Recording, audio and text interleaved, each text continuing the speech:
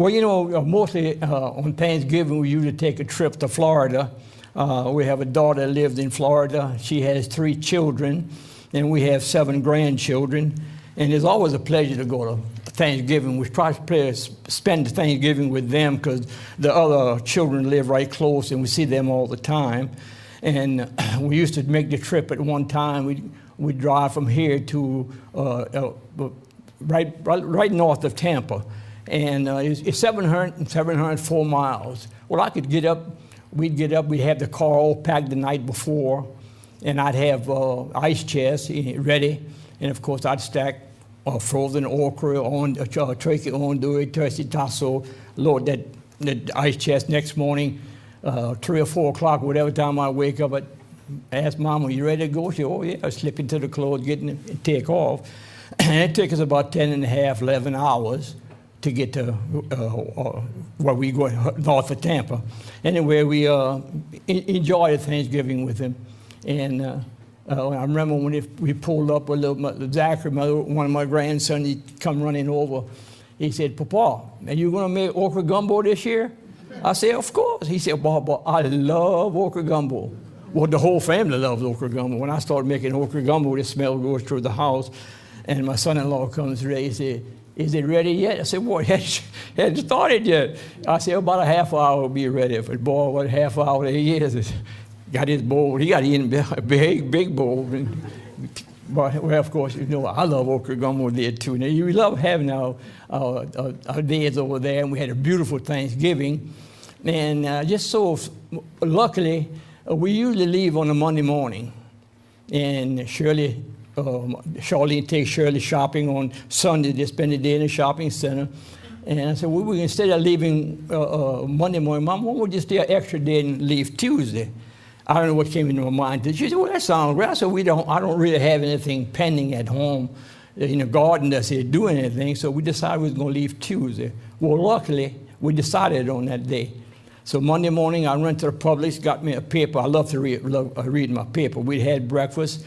And I was at the dining room table going through my paper. And I was wondering, I wonder what happened to Mama. I said, I don't. So I went to the bedroom, and she was laying in the bed. And I said, what's Mom? She said, I got a pain here. I said, how bad? She said, real bad. I said, you need to go to the emergency room? She said, I think so. So I ran back into the office. My son-in-law, and they run a moving business, and the 2 boys were there. I called the oldest one, they're white.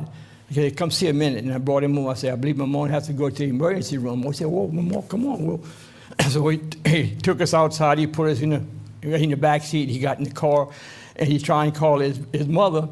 And she had went to Publix to pick up a few things for lunch, but she had forgot her phone on the table, so he couldn't contact his mother.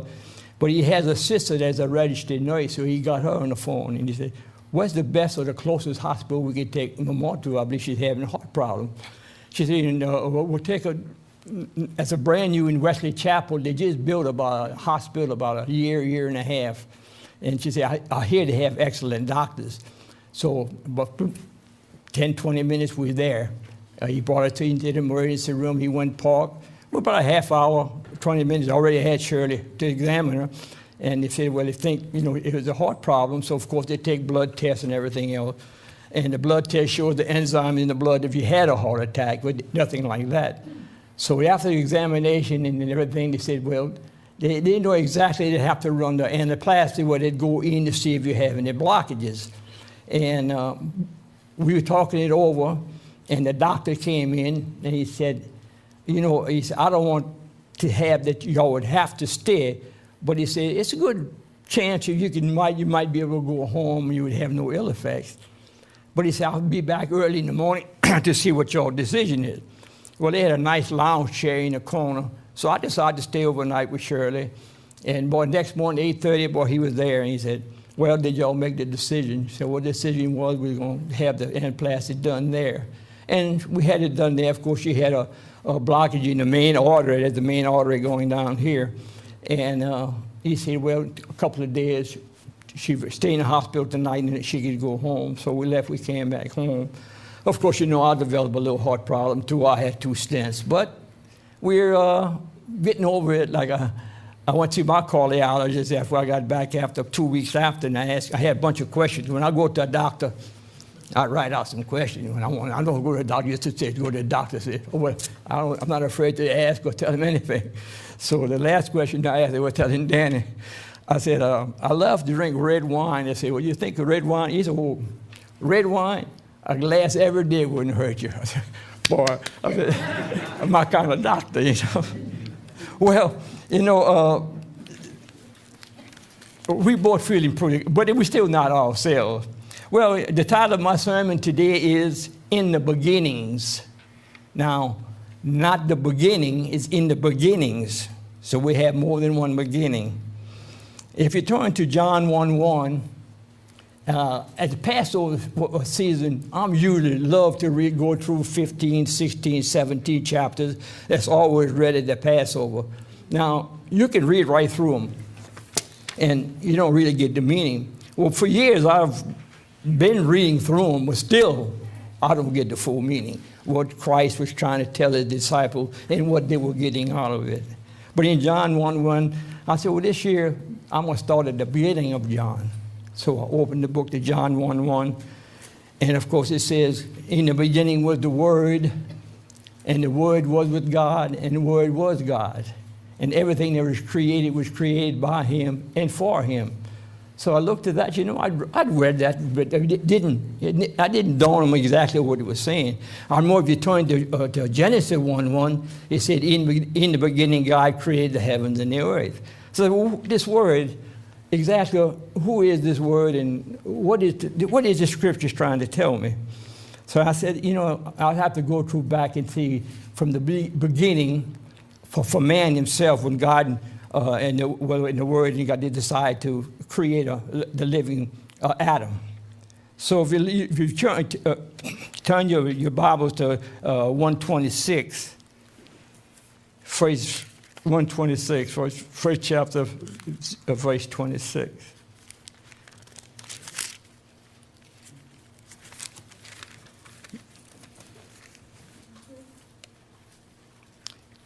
Then God said, let us make man in our image, according to our likeness.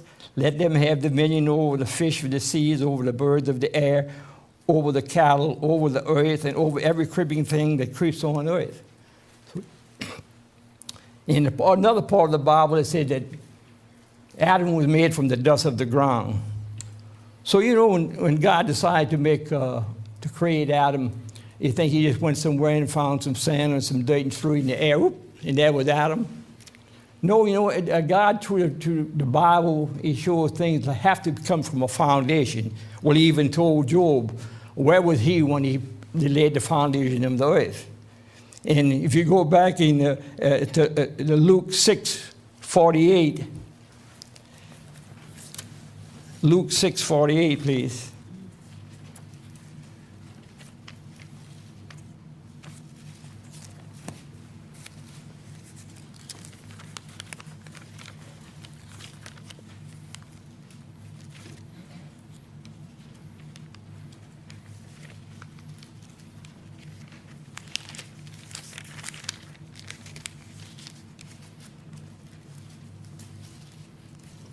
He is like a man building a house who dug deep and laid the foundation on the rock.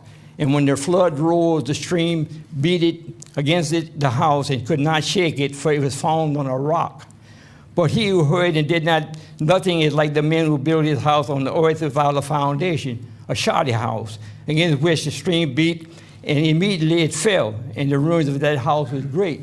So every time God does something, he starts with a foundation. And like I said, we know he created Adam. Like I said, he didn't just throw dust in the air and say, whoop, there's Adam. No, I think he had to go through a foundation. And I love to study the body, and I love to study the workings of the body, the heart, the mind, the liver, the pancreas. And it's magnificent, like it says in the Psalm. David said, oh, the body was so wonderfully created. So if he had to build a body, what would you say he'd have to start with? Well, he'd have to start with the bones. You'd have to have something to put the flesh on. So if you go from the bones, say we're going to start at the bottom from the toes. Of course, you have read and studied. the big toe. If it wasn't for the big toe, your body wouldn't be stabilized when you walk. You would walk like a duck, because the toe is really what stabilizes the body. Then you go from the toes, you go from the bones of the foot, you go to the ankle. From the ankle, you go to the knee where you have the flexibility to move here. Then you go to the hips where you can bend down. From the hips, you go to the backbone straight up into the skull. Then you go back down, you go back to the shoulders, rotate a cup, you go back to the elbow, you go back to the wrist, and you go back to your fingers. Shirley was watching television a week or so ago, and I happened to look over what she had been sewing there to the sofa next to it, and I went over and I stooped and I picked up a pin, a little stick pin, and I brought it over. She said, "What do you have?" "Oh, yeah, I dropped it on the floor when you were sewing the other day, but if you step on it, you know it." So, but you think that hand picked up that little pin, look at that pin, and dropped it over. And sometimes she said, "Daddy, I need you to thread the needle for me." So she gave me the needle, take the thread, pull it right through. "How did you do that?" I said, "Well, your fingers. See how your fingers are crazy, how God created these things." Then you go back, you go to the breastbone. Of course, you have to go under the breast. You have your heart. You have your lungs on your breastbone. Your right side, you have your liver. You have your gallbladder, your appendix. You go on this side, you have your pancreas. You have your spleen, everything to one. So when God starts, He makes the foundation. And what I'm trying to say is that the foundation we need in life, we need even a marriage. A marriage has just to be started on a good foundation. You have to be true to one another. You got to know the other. A lot of people say, "Well, marriage, 50%. No. Marriage is 100%. It's giving it all. And one of the things you have to do to realize, one of the things that can disrupt a lot is a lie. A lie can throw a marriage in disregard. You got to be true to you got to be almost perfect if you love your wife. I remember, like I told Audrey, and I told her to go with her, the little clerk in Walmart one day. She came over, and we're looking at a computer desk. She came over to tell me the price, and I reached over and I gave Shirley a kiss. And she walked over. She said, "How long has this been going on?" "Oh," Shirley said, "about 60 years. She said, "How do y'all do it?" "One day at a time, sweetie. One day at a time." So all these things, I mean, it happens for a reason. And like I said, the foundation is something else. But let's go back to the Word. We know the Word was of God, and anything was created by Him. And you know, Adam and Eve was created, and when He created Eve, He took a rib from Adam, and He created Eve. And boy, Adam was one happy dude. And then what He told him, "Go out in the earth, replenish the earth, multiply." And boy, they did. But then it goes down when God said He was grieved. Why He was grieved? For what He saw man had become to. I mean, all the sins and things more violent things. He said He's going to have to put an end to it. He's going to wipe them from the face of the earth. So when He's searching, He found one man, his wife, his 3 sons, and their wives. When the way He talked to Noah, He told Noah exactly what He wanted him to do. Build him a barge, a ship, or whatever you want to call it. And He wanted it made out of gopher wood. And it was 450 foot long, 75 feet wide, so many feet tall. Told him exactly how He wanted it. And after it was done, He told me He wanted it to be pitched in and out. Now, if you don't know what pitch means, waterproof it. So you imagine the time, it must have took 10, 15, 20 years. We had to take all this pitching and pitch the inside the waterproof and pitch the outside. But they finally got it done. It took Noah 120 years. But Noah listened to the Word.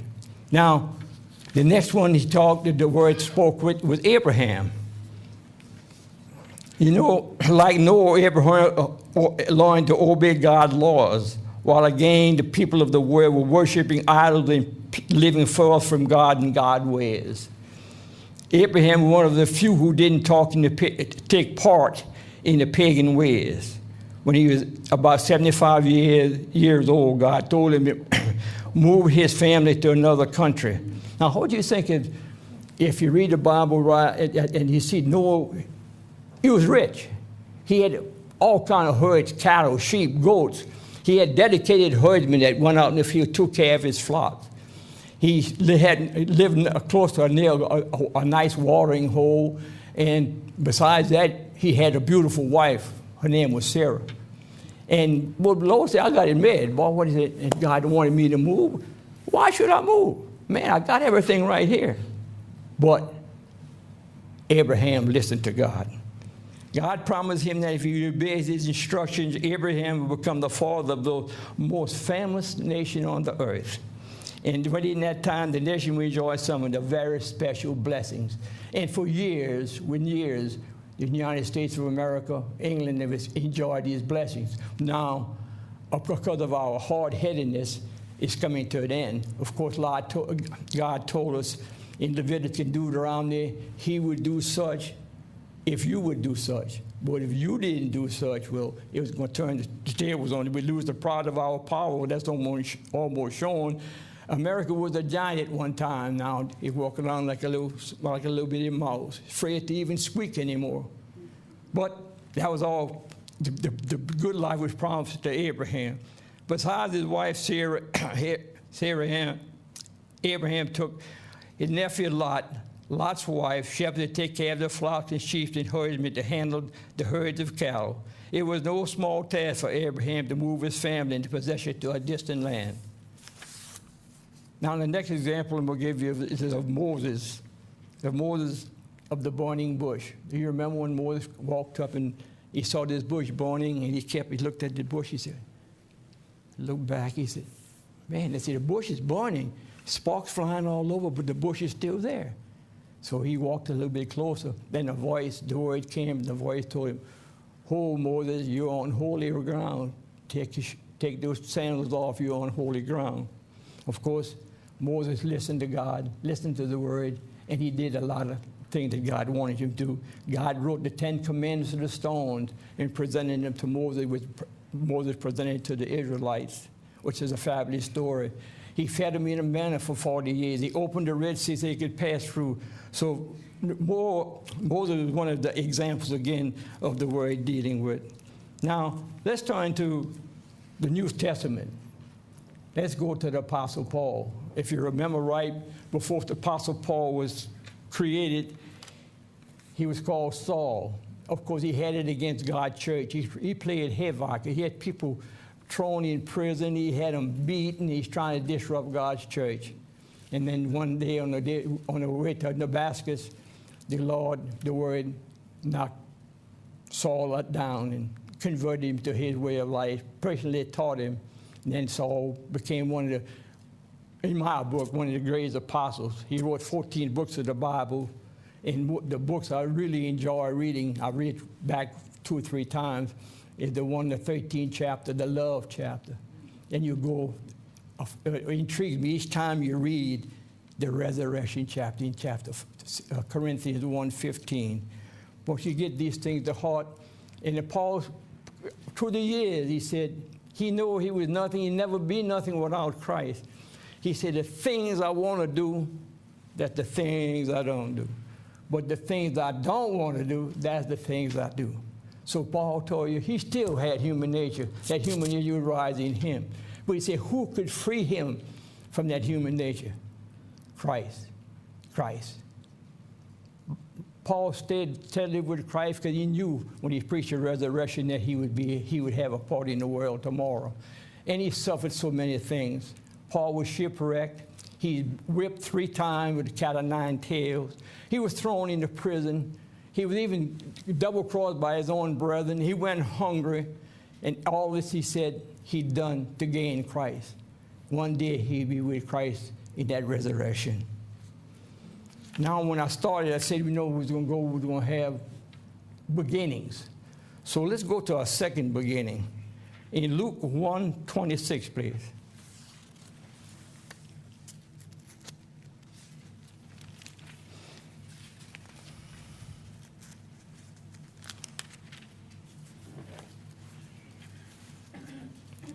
I'm a little slow because this Bible I keep in my briefcase when I'm writing and studying. I have the other Bible in the house, so sometimes I got to find my way through this Bible. I guess I'm going to have to take it out of the briefcase and bring it in. was 126.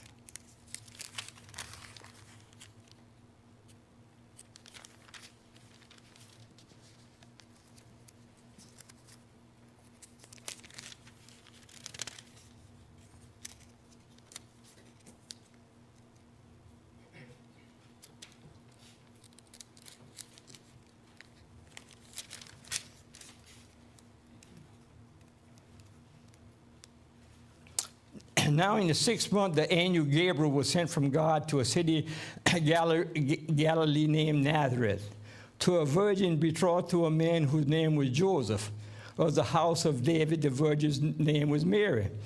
And having come in, the angel said to her, "Rejoice, highly favored one. The Lord is with you. Blessed art thou among women." When she saw him, she was troubled at his saying. And she considered what manner of greeting was this. She didn't quite understand what he meant, of course. Then the angel said to her, "Do not be afraid, Mary, for you have found favor with God. And behold, you will conceive in your womb and bring forth a son, and shall call his name Jesus. He will be great and will be called the Son of the Highest. And the Lord God will give him the throne of his father David. And he will reign over the house of Jacob forever, and his kingdom there shall be no end." Then Mary said to the angel, "How can this be, since I'm still a virgin, since I know not a man?" And the angel said, "The Holy Spirit will come upon you, and the power of the highest will overshadow you. Therefore also the Holy One who is born will be called the Son of God." So this was the second beginning when Jesus Christ was born from the Virgin Mary. He must have been a beautiful baby. I look at pictures of babies, of course. Of course, Mary must have been following God's laws to the letter. Of course, she must have been observing the Sabbath, of course, as the laws of clean and unclean food, praying. It was hard to be singled out. Of course, the Bible don't say how old she was. You can only speculate. She had to be in her 20s, early 30s, because Jesus Christ was only the firstborn, because in the Bible that Jesus Christ had brothers and sisters, at least 3 or 4 brothers, at least 2 sisters. The Bible consistently says that. So now let's go ahead and fast forward to Jesus when Jesus is 12 years old. If you remember when he was 12 years old, well, they'd come every year to celebrate the Passover in Jerusalem on the way back home. They would travel together with a family because you had to be careful there wouldn't be no robbers along the way. And so in evening time, it's come before darkness, they had to settle out a meal for supper. And they went on, the children would know Jesus. So the children ran around the campground back and forth, Mary, know Jesus. So next morning, they hustled back, went back to Jerusalem, and after 3 days, they found Jesus in the midst of the linemen, the doctors, the people, and he was answering and asking questions. And Mary approached him and said, "Son, why have you done this so?" He said, "Mother, don't you know I should be about my Father's business?" Of course, Joseph and Mary didn't realize what he was saying, but Jesus knew what he was saying. Okay, let's fast forward again one more time. A wedding feast. Now, this wedding feast must invite, in Gretna, must have half of the town of Gretna. Why do they say that? If you look through the Bible, they tell you when he made water into wine, he made at least 100 to 120 gallons. That's a lot of wine. Boy, I like wine. That would last me a long time. But he had turned the water into wine, and of course, one of the servants took a dip and brought it over to the governor of the feast, and he tasted it. He said, "Oh, boy." So he called over the groom, and he said, "Man," he said, "most of the time at the wedding feast, they put out the good wine first, and everybody had a taste. They'd come out with the cheap wine, the Ripple or the Burgundy or the $5 bottle wine. But you said the best for last."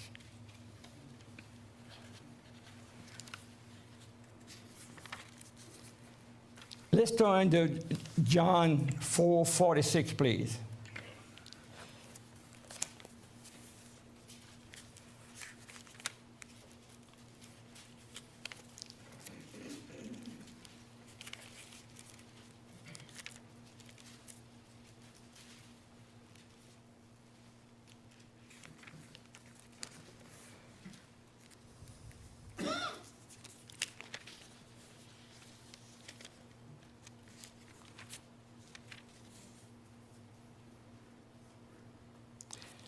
this is another miracle that Jesus Christ did. So Jesus came again to Cana of Galilee, where he had made the water wine. And there was a certain nobleman whose son was sick at Capernaum. And when he heard that Jesus...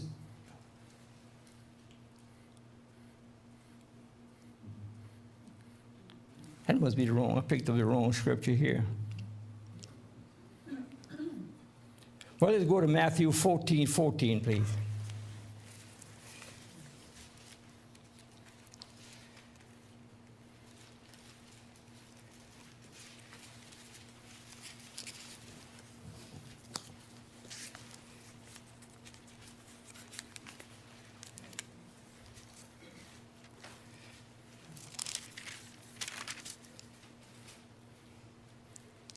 And when Jesus went out, he saw a multitude, and he was moved with compassion for them, and he healed the sick. When it came to evening, his disciples came to him, saying, "This is a deserted place, and the hour is already late. Send the multitudes away, that they go into the village and buy themselves food." But Jesus said unto them, "They do not need to go away. You can give them something to eat." And they said to him, "We have only 5 loaves and 2 fishes. He said, "Well, bring them to me." Then he commanded the multitude to sit down on the grass, and he took the 5 loaves and 2 fishes, and looking up to heaven, he blessed and broke and gave the loaves to the disciples, and the disciples gave to the multitudes. So they all ate and were filled, and they took up 12 baskets full of the fragments that remained. For that's another miracle of Jesus. It wasn't long before that Jesus was going to give the disciples. They found the place that was going to celebrate the Passover service. Of course, you know, as we're going to the Passover service, he washed the disciples' feet, and he went on, and he said he knew there was one in the disciple that was going to betray him. And he sat down at the meal, and the other brethren said, "Well, who's going to be this one that's going to betray you, Lord?" And he said, "The one that I'm going to give the sop to." So he took a morsel of bread, and he dipped it in the stew, and he passed it on to Judas. And he told Judas, "Do what you have to do, but do it quickly." But the other disciple didn't get in their mind what Jesus was trying to convey to them. So it wasn't that long before, the Roman soldiers came in after that and arrested Jesus. In the mock trial, and they brought him before Pilate, back and forth and back and forth. And Pilate said he didn't see nothing wrong in Jesus Christ. When he said, the Passover service, this time of the year, he let one criminal go. And why didn't he let Barabbas? He had Barabbas or Jesus Christ. But the people insisted with a loud voice, "Crucify him, the Christ." So they let Barabbas go. So Jesus Christ, of course, was one to be crucified. And you imagine when they beat him going down the street, when they first took his clothes off, and then they took made him a crown of thorns. Can you imagine that? Can you imagine the soldier taking a crown of thorns and jamming it on your head? If you feel your head, you have just a little bit skin, but you don't have, it goes against your skull.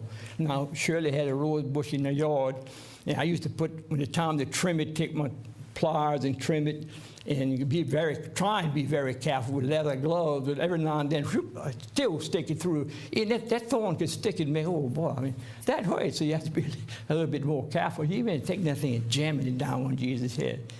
It makes me think of the Passover season, the things that Jesus Christ suffered for us. But that wasn't the only thing.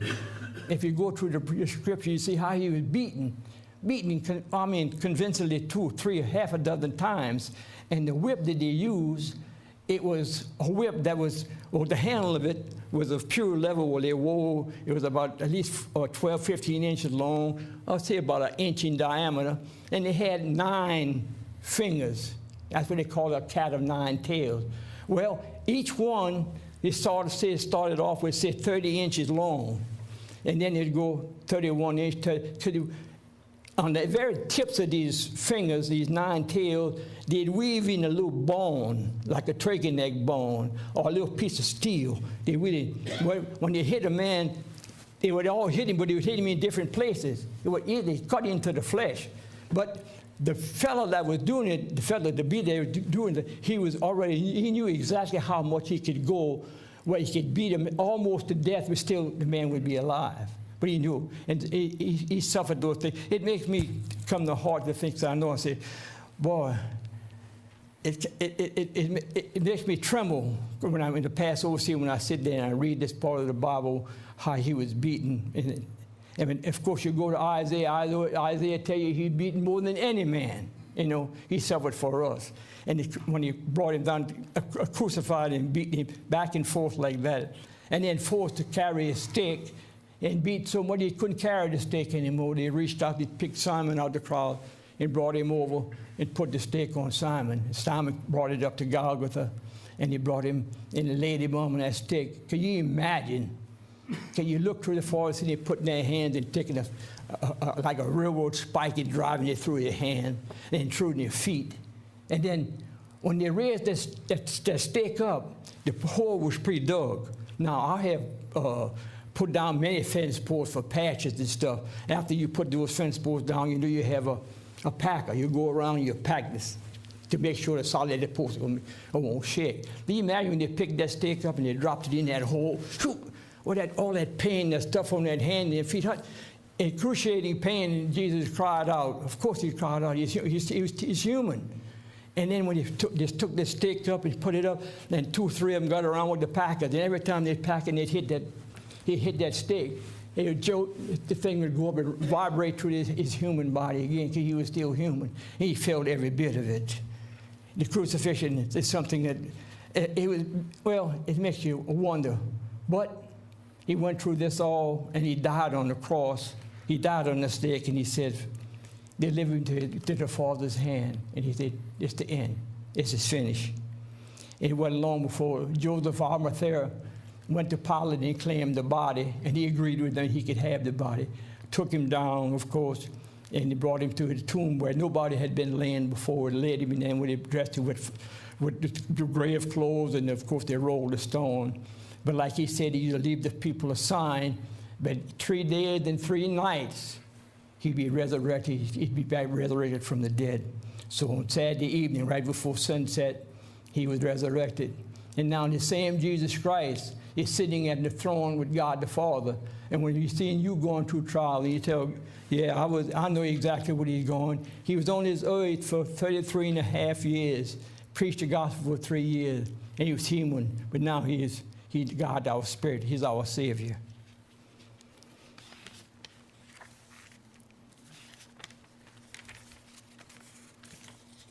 Now, I told you, and we said we was going to have the beginnings. You said we're going to have the thing. Yep, we're going to have a third beginning. Maybe you might not remember your third beginning, but I remember my third beginning.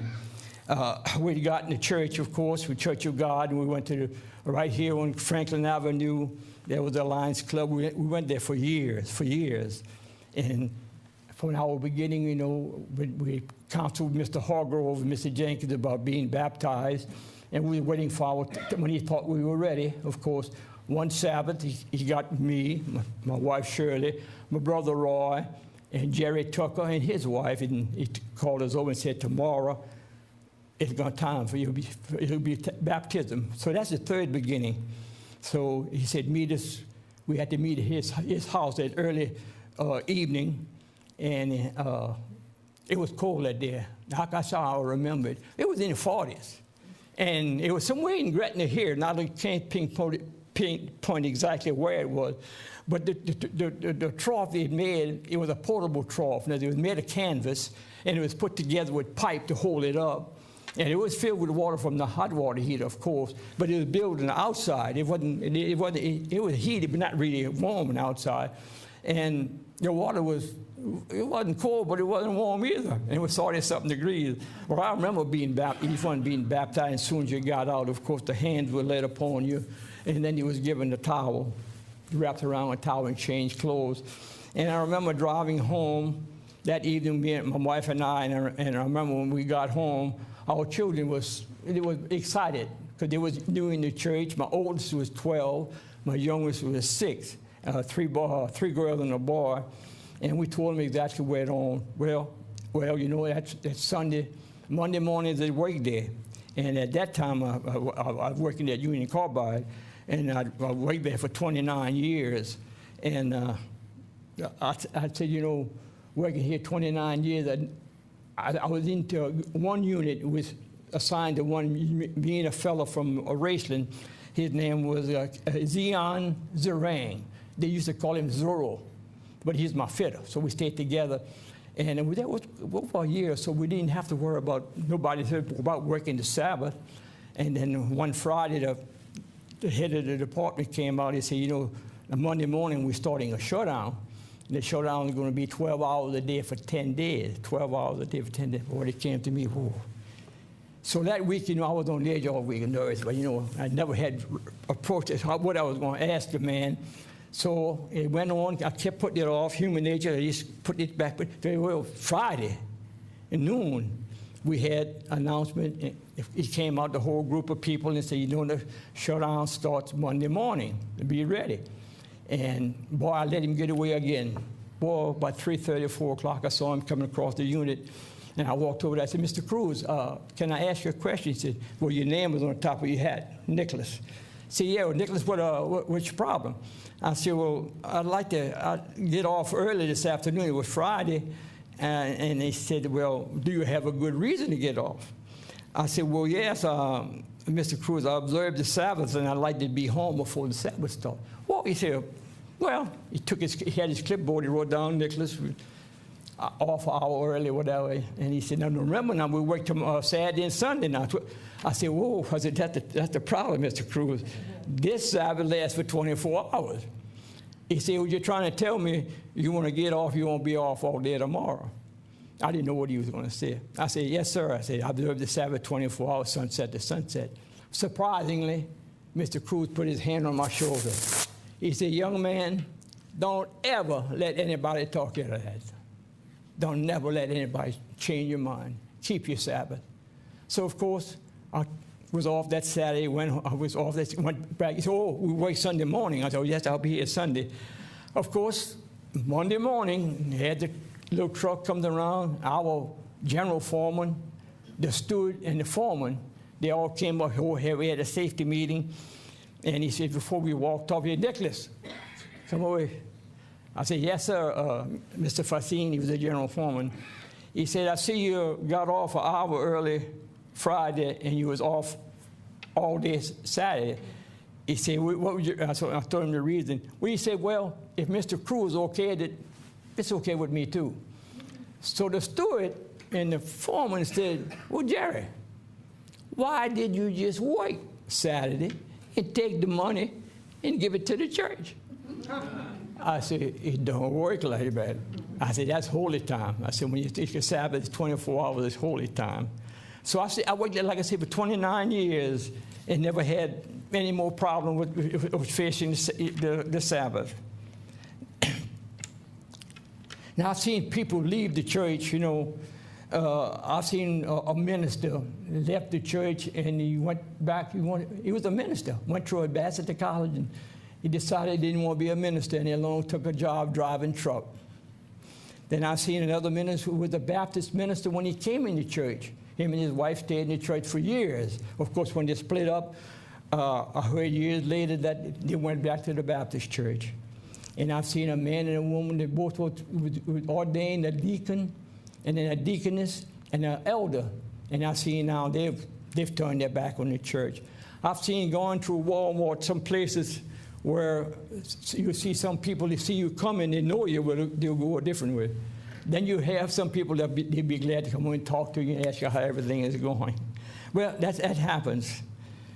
You know, when God tells you to take on this stuff, he says there's no way out. No way you're going to back out. So let's go to Luke 9:62, please. Luke 9:62.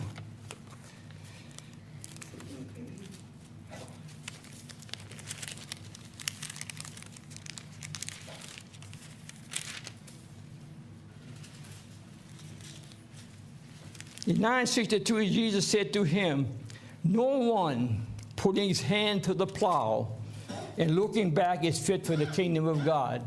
So it said once you've been baptized and you put your hand on that plow, you put your hand on that way of life, that's the way you have to go. There's no turning back. That's the way it happens. That's the way you have to go. Well, I was fortunate. When I was 12 years old, 13 years old, my daddy bought a farm. We live right in the middle of Hornville. He bought a farm about a quarter mile upriver from where we lived. We got to move there. The nice farmhouse, it was big. It had 4 bedrooms, 2 downstairs, 2 upstairs, a very large dining room, living room combined, and then the kitchen was on this side. The house had 2 doors, a fireplace would go on heat both sides of the house, 2 bedrooms on that side. Well, in that kitchen, that's the one that's where I learned to cook. That's where my mother used to say, "Come here, boy, stir this pot," or something like that. That's where I learned to cook. And it wasn't long. My daddy was a pipe fitter. He worked at Shell Oil Company, and he worked from 7 to 4. He'd leave home 6 o'clock in the morning, get home at 4:30, and he bought this big farm. If you measured across at the beginning of the property, it was 183 foot long. If you measure with going down there, it's 1 mile and 2/10 deep. That's how long. That's how big the property was. I don't know why he wanted it, but he bought it anyway. 22 acres, $2,200. So we was wondering how was going to work this property, and a Negro brother from the same street we lived in, Hornville, Mr. Frank Antoine, came over. I guess he must have been in his 60s, about my size, and he's talking with my dad. Him and him conferred back and forth. He told Mr. Leon, if you supplied the seeds and the fertilizer, I have a mule and I'll plow and I'll bring over and I'll break up the property, and whatever we grow, we sharecrop. Oh, my dad was so happy, yeah, we was going to sharecrop. So he started plowing that week. Said, come to Saturday, we didn't have school. My mother fixed a bottle of water, put in a little denim sack. Said, bring this to Mr. Frank. He's plowing in the back. He might need some water. It was in the springtime. So my older sister, 2 years older than me, her name was Dot. We took it, we bring it to Mr. Frank. And right where he was plowing, they had a nice willow tree on this side of the property. So we sit the willow tree where he was coming back. When he came back, we brought the water over to him. He brought some water. He said, well, yo, just lay it under the willow tree. So I'd watch him. He'd go down it with the mule board. He'd come back about 100 something. He'd come back around. So when he noticed I kept watching what he was doing. So one day he stopped. Whoa, mule. And he used to call me, my nickname was Yeah. He said, yeah, come see. I came over. He said, how would you like to do some plowing? I said, Mr. Frank, I don't know if I can do that plowing. That don't look easy. He said, well, I'm gonna walk right alongside of you. He said, if I see you're gonna mess up, he said, I'll grab hold of that plow. And I'll do it with you. I said, okay. So we went, we had money. Of course, a couple of times, and he grabbed it, straightened me out, went back, come back. But the third or fourth round, I said, whoa, mule. He said, now what's wrong now? I said, I don't believe I'm going to do any more plowing. He said, why? I mean, that's work. That's work. So I back off. So that was a good lesson. But Jesus said, once you put your hand to that plow, you have to keep on going. In life, as things come to things that you have to overcome, you have to grow. And it reminds me a lot of times, and I know, when I was feeling and I was making a mistake, I know Jesus is right there grabbing me, but he come on back this way. This is the way you walk. This is the way you walk you in it. So while we were having our medical problems, we had got calls from different brethren and from the family. One of the brethren in the church sent me this card here. I really like this card, and I keep a diary every day. I put exactly with the temperature in the morning, with the temperature in the afternoon, what went on that day, if we walked that day, if I made gumbo, if I made stew, whatever. Went to the doctor, and things I wanted to really show up, well, I put a little highlighter, put a little star, and when it come back page, I said, what's something I want to look at again. Well, in this card it says, when you draw close to God with your faith and with your prayers and with your heart, God will draw close to you with his protection, with his guidance, with his love. This is found in James 4:8. And may God's love uplift you, his care strengthen you, and his blessing be with you while you're recuperating. What a wonderful card. Like I said, I keep this in my diary, and like I said, I read it over it daily. Now I'd like to read a poem. I know you might have heard it before. It's the one of the footsteps in the sand. One night I dreamed I was walking along the beach, which the Lord. Many scenes from my life flashed across the sky. In each scene, I noticed footprints in the sand. Sometimes there were 2 sets of footprints in the sand. Other times, there's only one.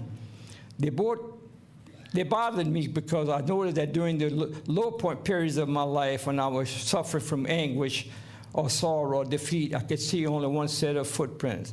So I said to the Lord, you promised me, Lord, that if I followed you, you'd walk with me always. Now, if you go to Hebrews 13:5, it will tell you at the end of the verse, it will tell you, he promised he will never leave or forsake you. Now, you can take that to the bank. And that's good 24/7. He will never leave or forsake you. But I've noticed that through the trying periods of my life, there has been one set of footprints in the sand. Why, when I need you most, have you not been there for me? And the Lord replied sincerely, the years when you have seen only one set of footprints, my child, is when I carried you. Can you realize that? A lot of times I know you had to carry me because I'm only human, and I know he had to carry me. In closing, brethren, all I have to say now is remember, like in Philippians, I can do all things through Christ who strengthens me. Take that to heart. In closing, brethren, have a great Sabbath, and may God bless.